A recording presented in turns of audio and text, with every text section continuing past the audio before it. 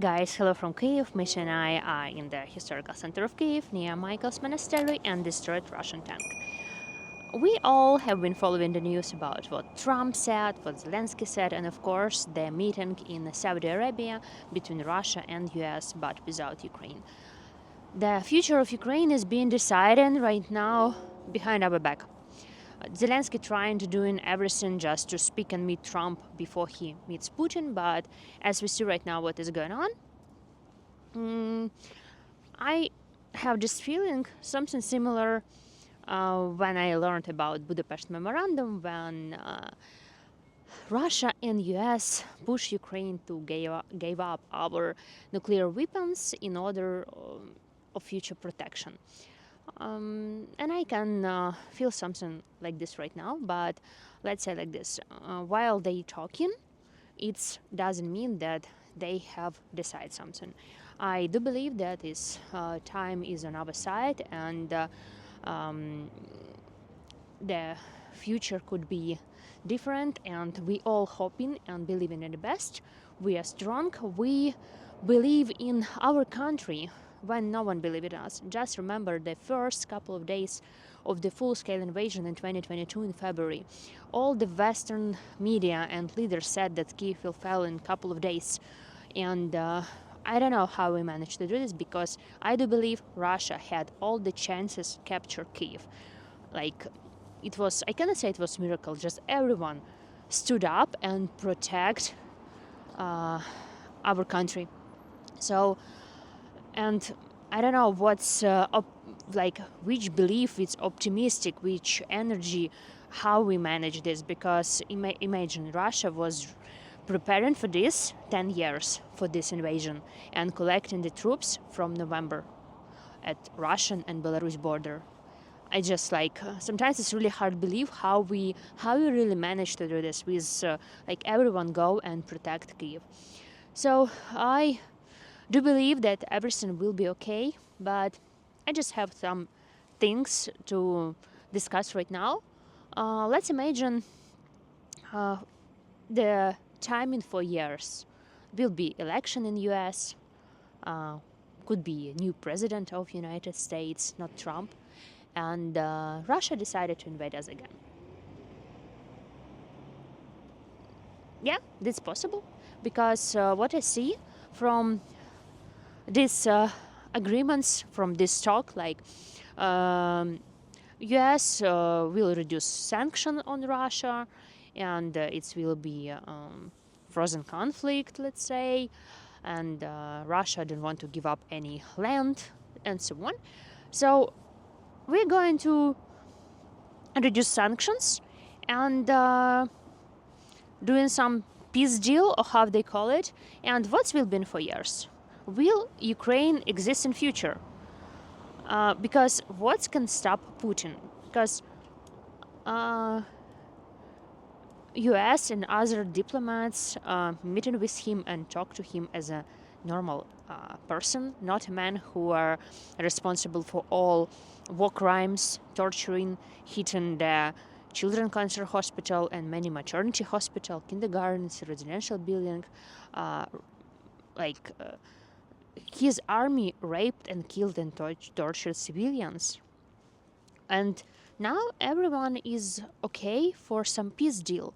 And we already have experience to deal with Russia for 11 years and 3 years of full-scale invasion. And somehow Trump even mentioned that is our fault.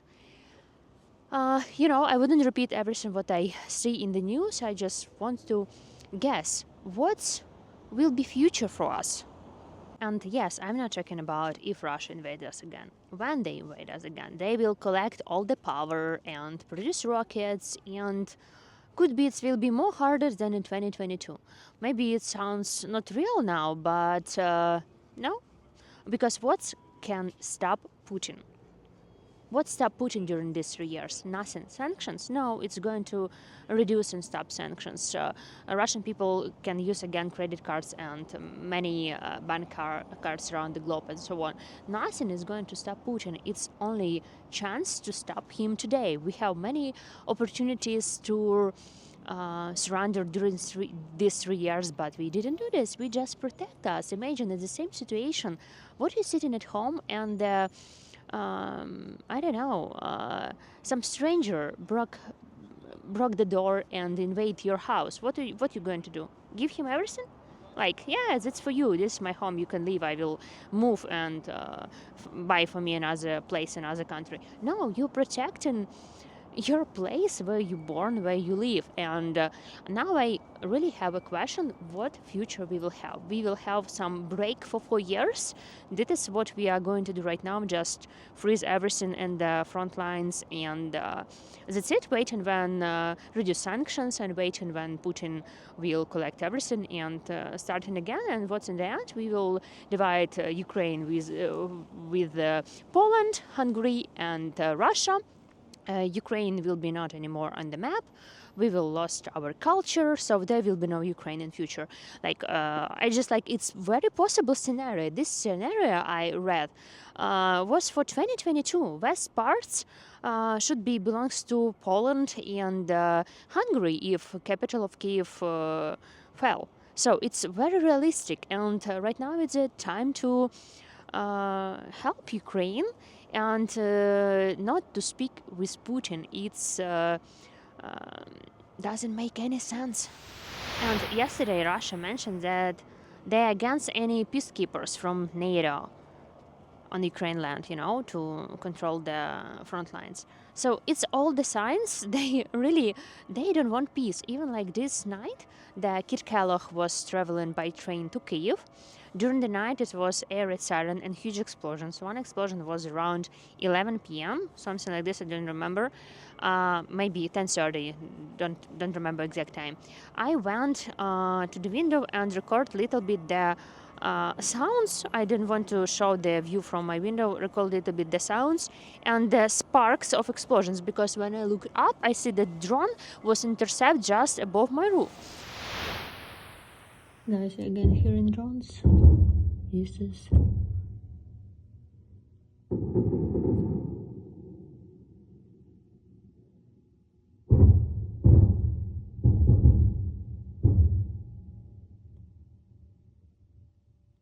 it's coming closer.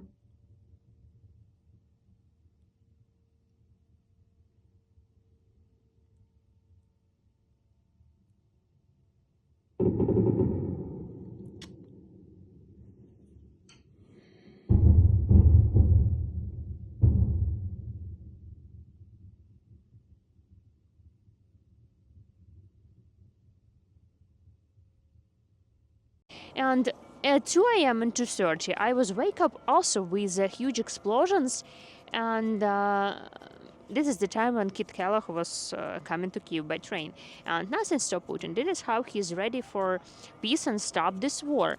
And today I feel like extremely sleepy because I didn't sleep well enough. Wake up at 7, and this was like this, and often this happened to me. And unfortunately, Kyiv was not the only city suffered from the night drone attack. The Odesa was suffered a lot. Right now is one district in Odesa. It's called Kyivsky district, and there is 250,000 residents right now without heating, water, and electricity. Now, some have water, some not. Like water supply system, something happened, but 100% of electricity and no heating, because Russia attacked with drones this district yesterday, and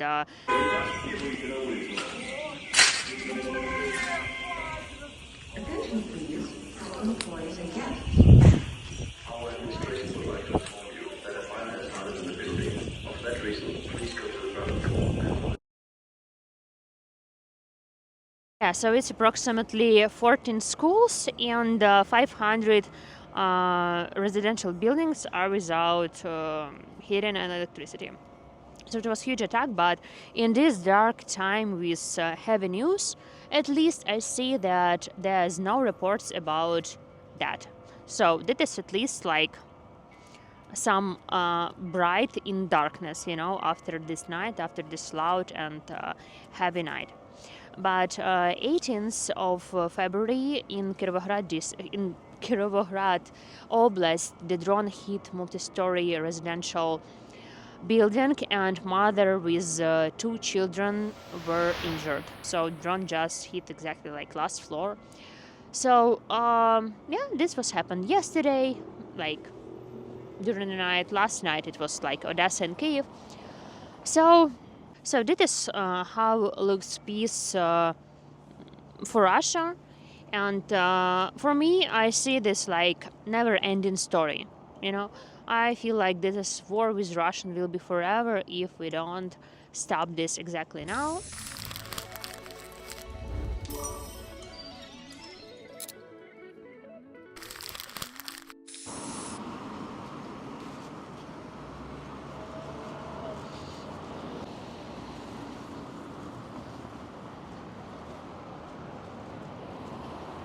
Guys, as you see right now, I'm on Maidan. I just walk from the historical center. It's hill, just 7 minutes by walk from Michael's Monastery to Maidan, because I would like to remember all events that happened to us exactly 11 years ago in 2014. Our revolution of dignity. Yesterday, I added some photos and videos. It was a memorial ceremony, I can say, held here for memory heavenly 100.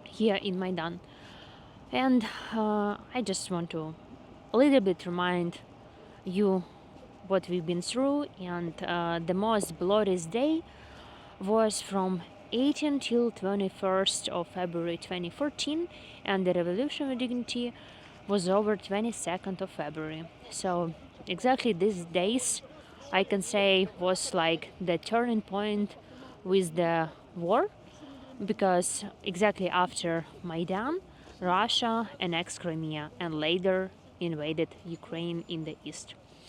So let's start with the very beginning, how everything was happened exactly here in Maidan, where people lived in tent city. Of course, briefly, it's like completely another topic and long story how to explain. And if you like to watch documentary movie, I watched on Netflix, and you can find a thriller on YouTube called Winter on Fire. It's documentary what's happened to Kyiv these days and how everything started. And it's like around 1 hour. I really highly recommend to watch it. So end of November 2013, it was a peaceful demonstration. Students went here to protest that Yanukovych didn't sign the agreement with European Union, because like it was giving us right to trade and to travel, something like it was more easy for students education. Don't remember exactly, special like European Association. And these students were brutally beaten by police and guys of Yanukovych, this regime. By the way, when he was in power, you know, it was very corrupt system. Like his people was in charge, in police, like everywhere. Like all the country was under Yanukovych, and Yanukovych was under Putin. So, and later on, after the students were beaten, their parents and elders went to Maidan, because like, what's that, you know, what's like, how dare you, you know, because it's like very strange. We're not living in Russia or Belarus. So, because like even now I can say something bad about like president or whenever, but I don't want to, and I don't think like this, but nothing happened to me, So, and parents came, and the parents was also beaten, and then more and more and more people joined Maidan. People came from different cities, different oblasts, live here in tents, cooking here, sleeping here. It was like a small tent city to protest, and we are trying to get rid of Yanukovych because this regime, this corrupt regime, make all of us sick. Let's just also imagine if you have some business and your business is successful. Like, I don't speak about even something huge. If you have some couple of the restaurants that is working great in Kyiv, their guys will come to you and say, hey, gave your business to me, like to the Yanukovych guys. If you don't give it, you will get some troubles with close and so on, or don't give the business, like pay us like 50% from your income. So it was hard for businessmen and many things. So it was very corrupted times under Yanukovych. So what I wanted to say, so it was happened for a couple of months, and people were beaten, but the first blood was end of January, like 19th and 20th January, when the first victims was Sergei Nigoyan. You can find his mural here, and other people. So in first spark was in end of January, right? And later become a little bit quieter. I mean, no one died, just like Titushki. It was different murderer. I don't know how to find the right word. Who was Titushki, paid by Yanukovych to come beat and shoot people. So end of January was intense. Then was a little bit stable, not stable, I don't know how to say, not many people died, okay, let's say like this. And then another phase was so intense when the sniper just started killing people from the roof. From which roof? Or Hotel Ukraine or any other roof, we don't know, because there is people didn't punish until now. And you can see behind the street, before it was we have our Maidan, a place for different concert, and our Christmas tree, and here was traffic, not a memorial street with photos of Heavenly 100, because Yanukovych made a decision that it's time to clean Maidan and start to shoot people. And we continue to protect ourselves, and this day even all in all died more than 100. We call it Heavenly 100, but many people died also in hospital. Many of them were disappeared, and I guess 120 or more. Don't remember, different sources you can read. Many of them missed, and it was very bloody days, after which Yanukovych has no choice.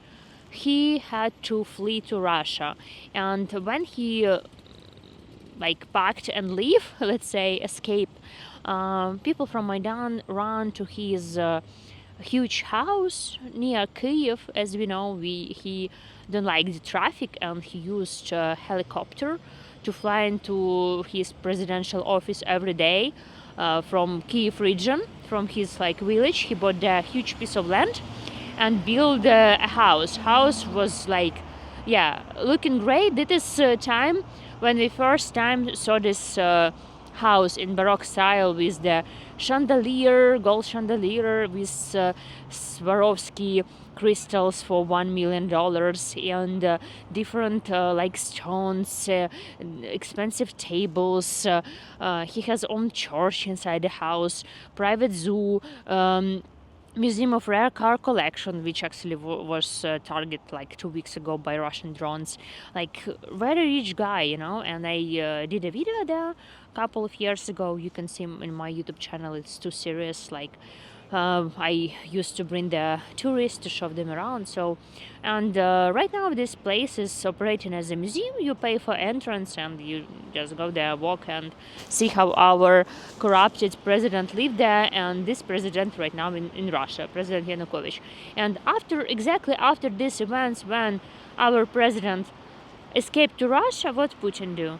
annex Crimea, and we didn't fight for Crimea. I have to say, like, we didn't fight for them with guns. We don't.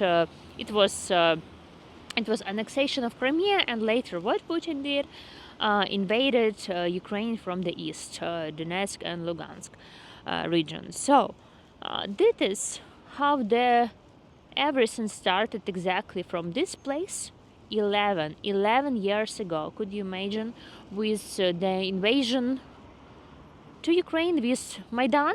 We just didn't want to be, we didn't want to have like pro-Russian president, and this is the price what we paid. And Trump want to say it's our fault that we just like protect ourselves for these 3 years, and want to just live happily without Russia, like Finland, let's say, and other countries in Europe. You know, this all what we want. So guys, this is sunset time in Kyiv and my news updates, and I also remember these important events 11 years ago. Who knows, you know, like I was this time also in university, and I couldn't expect that this could happen in a huge full-scale invasion. So I read all of your comments today, reply for emails, and I see you bought me matches. Thank you so much yesterday and this morning. You supported my channel. Thank you for your comments and likes, and watching the news about Ukraine, speaking about Ukraine, you know, repost something in social media and support us, because this time is valuable for my country, because future of Ukraine is decided now. And thank you for your support, and just let me know, after all what I'm speaking today about all this 11 years, what Putin did, do you still think it's possible to agree with Putin, like by some documents, by some contracts? Is there a chance to agree with him? Of course, like for us, it's like definitely no, because we have this experience in our life. We feel this, you know, we live under this like contracts and agreements with Russia, and we just have to defeat Russia military and economically, targeting oil refineries, and keep sanctions, attack them on military bases, something like this. We cannot agree with Putin by words. Any contracts that will be made this year is just war will be on pause. Also, let me know what do you think about all this. And of course, let's believe in the best, because what else what we can do? We did it for 3 years. We have hope and our strong belief, and universe help us to stand against this huge aggression Russia. You can just look in the map how Russia is big, near is Belarus. Look at this border, and small Ukraine stand against this evil. Like it's hard to believe how we fight in the very beginning when no one believed in us. I sometimes also didn't believe that we made it, because Russian troops was just coming from different I don't know, oblast ways in end of February, beginning of March, to Kyiv, from Naos, from this, like it was huge amount of tanks, and people fighting, like some people in village fight with Molotov cocktails thrown in the tanks, people fighting with empty hands, and when the occupants stayed in some houses, want to eat something, the grannies poison them with some food. So it's just, I remember many stories from the very first days, and yeah, this is crazy how we manage. The man joined the army, and everyone just go and protect our land. So guys, thank you for standing with Ukraine, And Kit Kellogg will be in Kyiv for 3 days. And let's keep an eye on the news and let's believe in the best. Thank you for supporting. And see you very soon. Bye bye. Misha saying bye. We are a little bit cold. This week is like cold, and from Monday on we'll be plus again. Bye bye. Bye.